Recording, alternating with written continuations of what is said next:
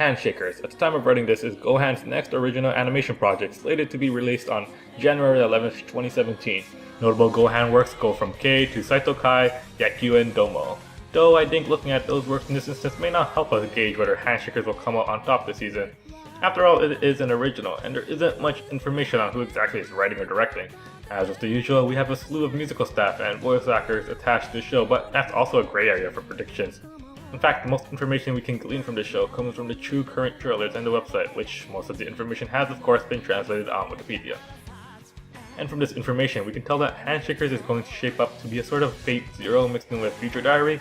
Basically, it's about pairs of teams participating in a battle royale in order to challenge God. They draw their powers from their partners from holding hands, thus Handshakers. The whole battle royale setting isn't necessarily that interesting in my opinion. Again, there have been good ways to run about starting a battle royale, a la Fate Zero, or you can end up like Gunslinger Stratos.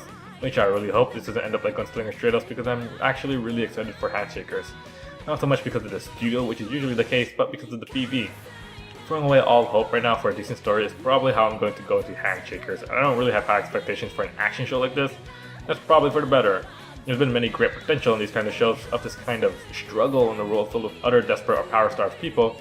It's this really aged theme that many shows coming out still embody. I think that's what makes these kind of shows appealing, is to watch these people fight not only each other, but their struggling psyche within. It's an easy way to project ourselves within the characters, to choose a team and stick with them. If you can't relate to any of the teams, then the show kind of breaks apart from there. Even if the show is absolutely rubbish, understanding at least one of the characters and kind of being their shadow at least makes it somewhat watchable. Even if this ends up having shitty plot armor, shitty plot twists, and a shitty ending, at least I would have had one character I liked. I may end up hating the story, but at least I didn't come out of it completely bummed out. And that brings me back to the PV. With shows like this, even if the story is subpar, you can kind of account for that if the action is phenomenal. Even from the 2 minutes of action we get from the trailers, I'll bet on the show being at least highly entertaining to watch. That trailer alone rose the hype levels for me, and that same trailer barely told me anything about the show. There is a second trailer that outlines the characters and teams, which gives me some time to be accustomed to the show, but it's not much. Basically, there's going to be 6 teams of I assume varying power levels and motivations. Each team was covered in the action trailer very quickly, but I attributed that entire experience as a singular entity. It was quick, the music was amazing, and the visuals were just unusual. I mean, I'm not one to rail on the show for having strange visuals, but seriously, the colors, the palette, it's just very uncanny. This is definitely not going to be your run-of-the-mill show, and definitely won't look like it either.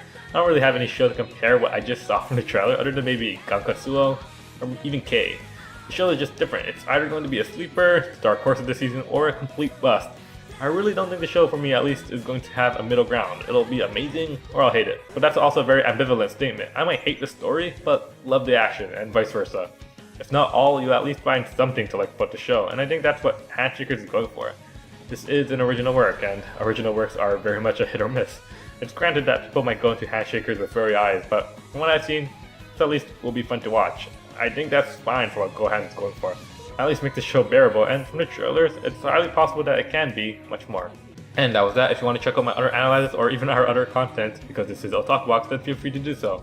If you actually do like our content, maybe stick around. I'll have more of these coming out, and we as a team will have more content coming out as well. Anyways, signing out, I'm Brian.